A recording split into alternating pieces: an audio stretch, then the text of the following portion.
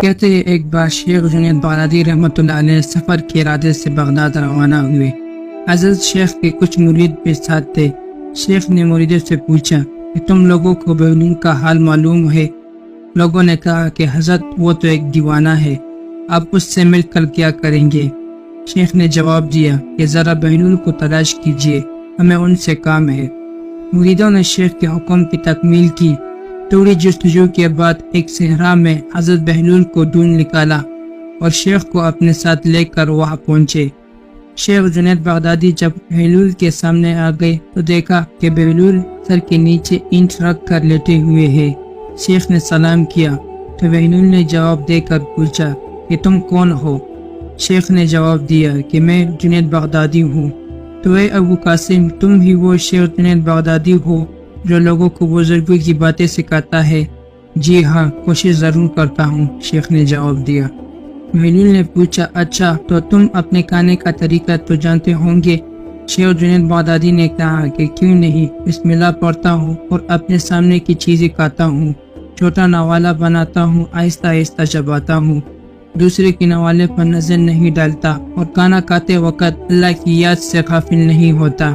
اور پھر دوبارہ کہا کہ جو لقمہ بھی کھاتا ہوں الحمدللہ کہتا ہوں، کھانا شروع کرنے سے پہلے ہاتھ دھوتا ہوں اور فارغ ہوتے ہی ہاتھ دھوتا ہوں۔ یہ سن کر بہلول اٹھ کر کھڑے ہوئے اور اپنا دامن شیخ کی طرف جھڑک دیا۔ پھر ان سے کہا کہ تم تو انسانوں کی پیر و مرشد بننا چاہتے ہو، اور یہ حال ہے کہ اب تک کھانے پینے کا طریقہ بھی نہیں جانتے۔ یہ کہہ کر بہلول اپنا راستہ لے لیا۔ شیخ کے مریدوں نے کہا کہ یا حضرت یہ شخص تو دیوانہ ہے۔ ہاں دیوانہ تو ہے، مگر اپنے کام کے لیے ہوشیاروں کے بھی کان کاٹتے ہیں، اس سے سچی بات سننی چاہیے، آؤ اس کے پیچھے چلے۔ بہلول ایک ویرانے تک پہنچ کر ایک جگہ بیٹھ گیا۔ شیخ بغدادی اس کے پیچھے پہنچ گئے تو انہوں نے شیخ سے پھر وہی سوال کیا کہ کون ہو؟ آپ نے کہا کہ میں ہوں شیخ جنید بغدادی جو کھانا کھانے کا طریقہ نہیں جانتا۔ بہلول نے کہا کہ خیر تم کھانا کھانے کے آداب سے تو ناواقف ہو، لیکن گفتگو کا طریقہ تو جانتے ہی ہوں گے۔ شیخ نے جواب دیا کہ جی ہاں جانتا ہوں، ہر ایک بات ایک اندازے کے مطابق کرتا ہوں، بے موقع اور بے حساب نہیں بولتا، سننے والوں کی سمجھ کا اندازہ کر کے خلق خدا کو اللہ اور رسول کے حکام کے بارے میں بتاتا ہوں۔ یہ خیال رکھتا ہوں کہ اتنی باتیں نہ کہوں کہ لوگ مجھ سے بیزار ہو جائے۔ باطنی اور ظاہری علوم کے نقطۂ نظر میں رکھتا ہوں۔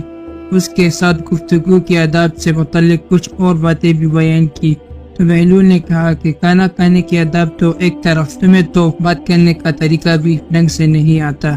پھر شیخ سے منہ پھیر کر ایک طرف چل دیے، مریدوں سے خاموش نہ رہا اور انہوں نے کہا کہ یا حضرت یہ شخص تو دیوانہ ہے، اب دیوانے سے بھلا کیا توقع رکھتے ہیں؟ حضرت جنید بغدادی نے کہا کہ مجھے تو اس سے ابھی اور کام ہے، تم لوگ نہیں سمجھ سکتے۔ اس کے بعد شیخ نے پھر بہلول کا پیچھا کیا۔ بہلول نے رک کر پیچھے مڑ کر دیکھا اور کہا تمہیں کھانا کھانے اور بات کرنے کے آداب تو نہیں معلوم، سونے کا طریقہ تو تمہیں معلوم ہی ہوگا۔ شیخ نے کہا کہ جی ہاں معلوم ہے، جب میں عشاء کی نماز اور درود و وظائف سے فارغ ہو جاتا ہوں تو سونے کے کمرے میں چلا جاتا ہوں۔ یہ کہہ کر شیخ نے سونے کے وہ آداب بیان کیے جو انہیں بزرگانہ دین کی تعلیم سے حاصل ہوئے تھے۔ بہلول نے کہا کہ معلوم یہ ہوتا ہے کہ تم کو سونے کے آداب بھی نہیں آتے۔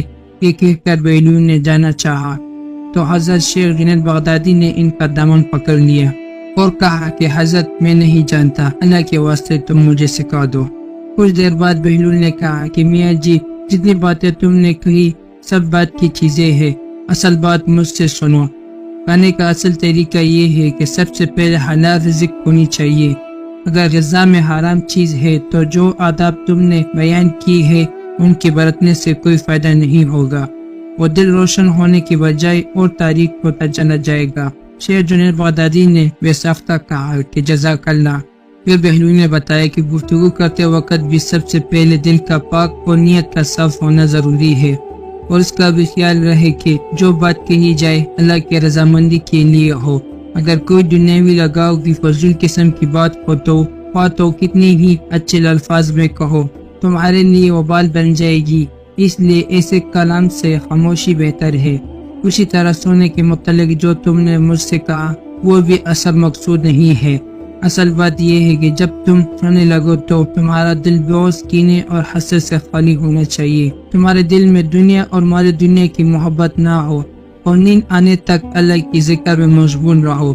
حضرت بہلول دانو کی بات ختم ہوتے ہی حضرت جنید بغدادی نے ان کے ہاتھوں کو بوسہ دیا اور ان کے لیے دعا کی۔ حضرت جنید بغدادی کے مرید یہ منظر دیکھ کر حیران رہ گئے۔ انہیں اپنی غلطی کا احساس ہوا اور یہ بات ان کی سمجھ میں آ گئی کہ ہر شخص کو چاہیے کہ وہ جو بات نہیں جانتا ہو اسے سیکھنے میں ذرا بھی نہ شرمائے۔ خلیفہ ہارون رشید نے ایک دفعہ اپنی محفل میں شراب نوشی کی محفل سجائے رکھی تھی۔ وزرائے اور امیر بیٹھے تھے کہ بہلول بھی وہاں پہنچا۔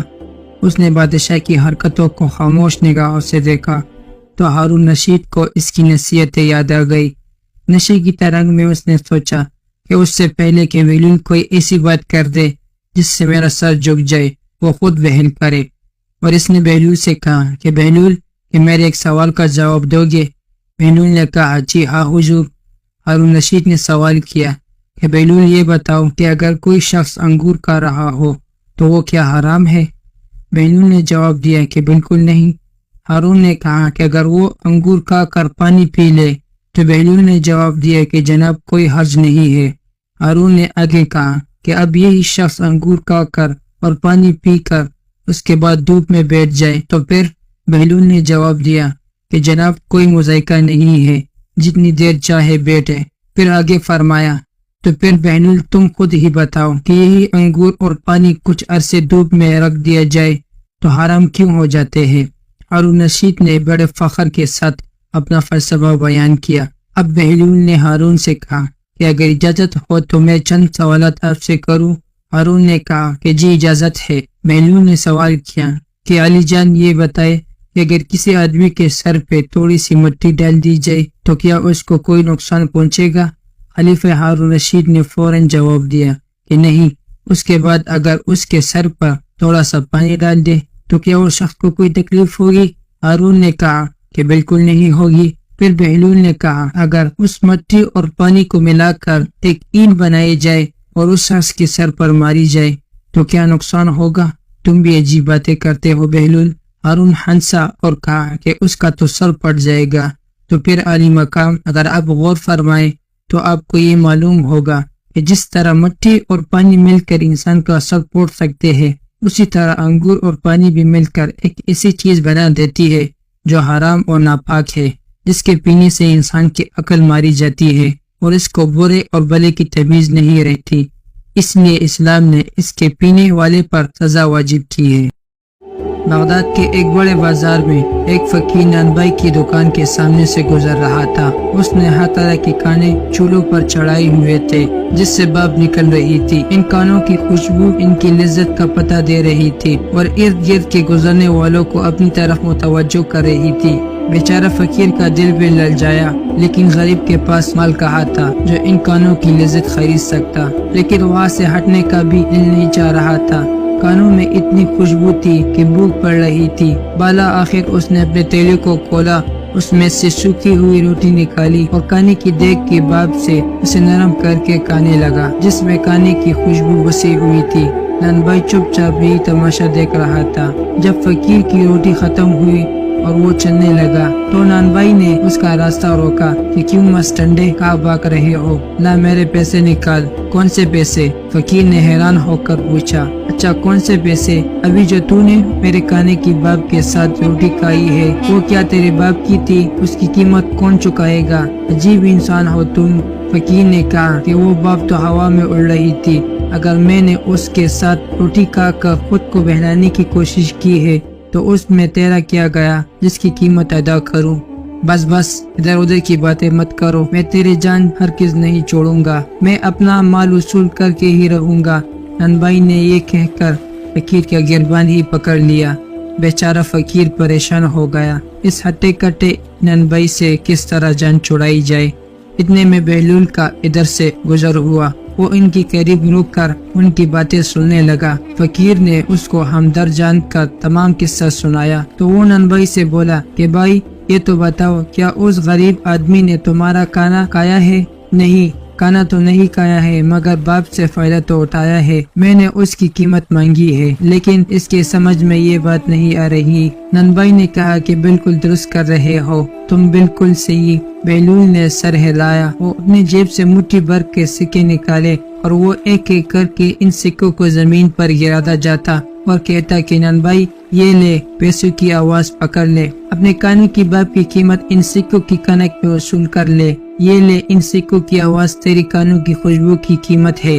ارد گرد کھڑے لوگ ہنس ہنس کر پاگل ہو گئے تھے۔ ننبھائی اپنی خفت مٹا کر بولا کہ یہ پیسے دینے کا کون سا طریقہ ہے؟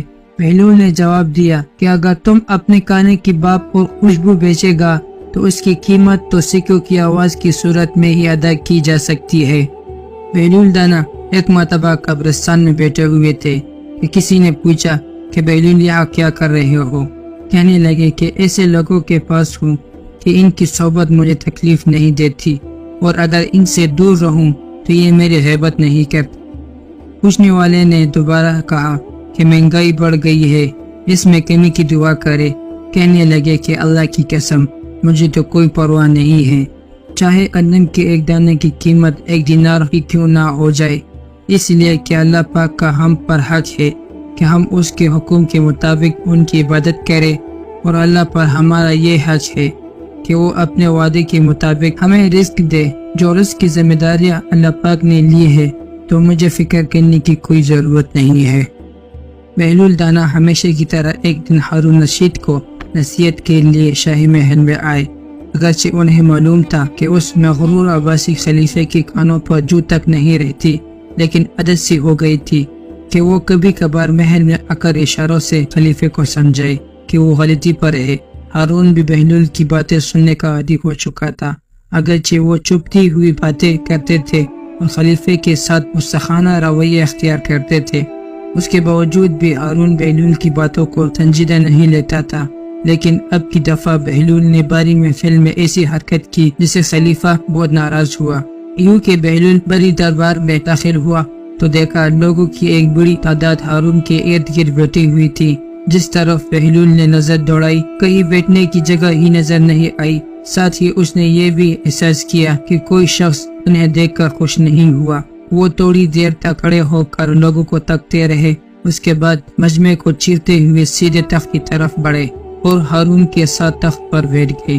دربار میں بیٹھے ہوئے خوشامدید لوگ چیخنے چلانے لگے، یہ کیسی حرکت ہے؟ یقیناً بہلول دیوانہ ہو گیا ہے، ابھی تک کسی نے خلیفے کی اس طرح سے بے حرمتی نہیں کی تھی۔ ہارون لوگوں کی باتیں سن کر بہلول کی طرف غصے سے دیکھنے لگا، لیکن بہلول ٹس سے مس نہیں ہوا۔ ان کے لبوں پر ایک ملائم مسکراہٹ تھی، غصے سے ہارون کی زبان بند تھی۔ وہ احساس کر رہا تھا کہ بہلول نے اس حرکت کے ذریعے دوسرے کے سامنے اس کی توہین کی ہے۔ سب لوگ حیران ہو کر خلیفہ اور بہلول کی طرف دیکھ رہے تھے۔ ہارون گہری سوچ میں پڑ گیا، لیکن اسے سمجھ نہیں آ رہا تھا کہ کس طرح بہلول سے اپنی جان چھڑائے۔ اچانک اس کی ذہن میں ایک ترکیب آئی، وہ ایک مصنوعی مسکراہٹ کے ساتھ بہلول کی طرف دیکھ کر بولا کہ اب جب تم تکلیف کر کے ہم سے ملنے آئے ہو تو میں تم سے ایک سوال کرنا چاہتا ہوں، اگر تم اس کا جواب دو گے تو ہم تمہیں 1 دینار انعام میں دیں گے، لیکن اگر تم اس کا جواب نہیں دے سکے تو ہم حکم دیں گے کہ تمہاری مونچھیں اور داڑھی منڈوا کر تمہیں ایک گدے پر سوار کر کے گلی اور کوچوں بازاروں میں پھرایا جائے۔ بہلول سمجھ گئے تھے کہ خلیفہ انتقام پر اتر آیا ہے، اس لیے اس کی توہین کرتے ہوئے بولے، مجھے تیری دیداروں کی ضرورت نہیں ہے، البتہ ایک شرط کے ساتھ تیری پہیلی بوجھنے کے لیے تیار ہوں۔ ہارون نے پوچھا کہ کیسی شرط؟ بہلول نے کہا، اس شرط پہ کہ تم مکیوں کو حکم کرو کہ وہ مجھے نہ ستائے۔ ہارون سر جھکا کر سوچنے لگا، اس کے بعد دوسری طرف دیکھا، ایسا لگ رہا تھا کہ وہ توقع کر رہا تھا کہ مجمع سے کوئی شخص بہلول کو جواب دے دے، لیکن سب دنگ رہ گئے۔ مجبوراً ہارون کہنے لگا کہ یہ ناممکن ہے، اس لیے کہ مکیہ تو میرا حکم نہیں مانتی۔ بہلول حقارت سے ہارون کو دیکھتے ہوئے بولا کہ تم کیسے بادشاہ ہو جو ان ناچیز مکیوں کے سامنے عاجز ہو؟ اس بات پہ تمام درباری کہکے لگا کر ہنسنے لگے۔ ہارون غصے کی عالم میں اسی نظروں سے درباریوں کی طرف دیکھنے لگا کہ اس کے روٹ سے سب کی لبوں کی ہنسی اور مسکراہٹ دور ہو گئی اور ان کی سانسیں رک گئی۔ بہلول نے اندازہ لگایا کہ انہوں نے ہارون کو حد سے زیادہ دوسرے کے سامنے رسوا کیا ہے۔ اس کے بعد بہلول نے یہ ارادہ کیا کہ ہارون کی دلجوئی کرے اور اس کے غصے کو ٹھنڈا کرے۔ انہوں نے ہارون سے کہا کہ اب اپنی پہیلی پوچھو کہ میں کسی شرط کے بغیر اس کو بوجھنے کے لیے تیار ہوں۔ ہارون نے کہا کہ اگر تم نہیں بتا سکے تو وہی سزا دوں گا جو میں نے پہلی کہی تھی۔ اب یہ بتاؤ کہ وہ کون سا درخت ہے جس کی عمر 1 سال ہے اور اس کی 12 شاخیں ہیں، ان میں سے ہر ایک شاخ پر 30 پتے ہیں، ان پتوں کا ایک رخ روشن ہے اور دوسرا رخ کالا ہے۔ بہلول سوچ میں پڑ گئے۔ انہوں نے بعض لوگوں کو یہ کہتے ہوئے سنا کہ یہ کیسا عجیب سا سوال ہے، بہلول تو اس کا جواب نہیں دے پائے گا، اسے تو سزا ملے گی، بیچارہ بہلول۔ خلیفہ ہارون رشید فاتحانہ انداز میں مسکراتے ہوئے بولے، اگر پہلی کا جواب نہیں دے سکتے ہو تو دیر مت کرو اور سزا کے لیے تیار ہو جاؤ۔ اس نے کارندوں کو حکم دیا کہ بہلول کی مونچھیں اور داڑھی منڈوا کر گلی کنجوں اور بازاروں میں پھیلائے۔ بہلول خلیفے کی بات کرتے ہوئے بولا کہ یہ درخت سال ہے، اس کے 12 مہینے ہیں اور 30 پتے مہینے کے دن ہیں، جن کا اجلا رخ دن کا اور کالا رخ رات کا ہے۔ جواب سن کر مجمع میں شاباش شاباش کی آوازیں گونجنے لگی۔ سب خوش ہو کر بہلول کو دعوت دینے لگے، لیکن ہارون خاموش رہا۔ ان کا منہ لٹک گیا تھا اور اس کے چہرے پر شکست کے آثار نمایاں ہو گئے تھے۔ خلیفہ ہارون رشید کی بیوی زبیدہ خاتون ایک نیک اور پاکیزہ عورت تھی۔ انہوں نے اپنے محفل میں 1000 ایسی خادمہ رکھی ہوئی تھی جو قرآن کی حافظہ اور قاریہ تھی۔ ان سب کی ڈیوٹیاں مختلف شفٹوں میں لگی ہوئی تھی، چنانچہ ان کی محفل میں 24 گھنٹے ان بچوں کی قرآن پڑھنے کی آواز آ رہی ہوتی تھی۔ ان کا محفل قرآن کا گلشن محسوس ہوتا تھا۔ ایک دن ہارون رشید اپنی بیوی کے ساتھ درے کے کنارے ٹہل رہا تھا۔ ایک جگہ میلودانہ کو بیٹھے ہوئے دیکھا۔ اس نے کہا کہ السلام علیکم۔ میلودانہ نے جواب میں وعلیکم السلام کہا۔ ہارون رشید نے کہا کہ بہلول اب یہاں کیا کر رہے ہو؟ انہوں نے کہا کہ ریت میں گھر بنا رہا ہوں۔ پوچھا کہ کس لیے بنا رہے ہو؟ جواب دیا کہ جو آدمی اس کو خریدے گا میں اس کے لیے دعا کروں گا کہ اللہ رب العزت ان کے بدلے ان کو جنت میں گھر عطا فرما دے۔ بادشاہ نے کہا کہ بہلول اس گھر کی کیا قیمت ہے؟ انہوں نے کہا کہ صرف 1 دینار۔ ہارون رشید نے سمجھا کہ یہ دیوانے کی کوئی بیوقوفی ہے، لہٰذا وہ آگے چلا گیا۔ ان کے پیچھے زبیدہ خاتون آئی۔ انہوں نے بہلول کو سلام کیا اور پھر پوچھا کہ بہلول تم یہاں کیا کر رہے ہو؟ انہوں نے کہا کہ میں ریت پر گھر بنا رہا ہوں۔ پوچھا کہ کس لیے بنا رہے ہو؟ بہلول نے جواب دیا کہ جو آدمی اس گھر کو خریدے گا میں اس کے لیے دعا کروں گا کہ اللہ رب العزت اس کے بدلے ان کو جنت میں گھر عطا فرمائے۔ انہوں نے پوچھا کہ بہلول اس گھر کی کیا قیمت ہے؟ بہلول نے جواب دیا کہ فقط 1 دینار۔ زبیدہ خاتون نے 1 دینار نکال کر ان کو دے دیا اور کہا کہ میرے لیے دعا کرنا۔ وہ دعا لے کر چلی گئی۔ رات کو جب ہارون رشید سویا تو اس نے خواب میں جنت کے مناظر دیکھے۔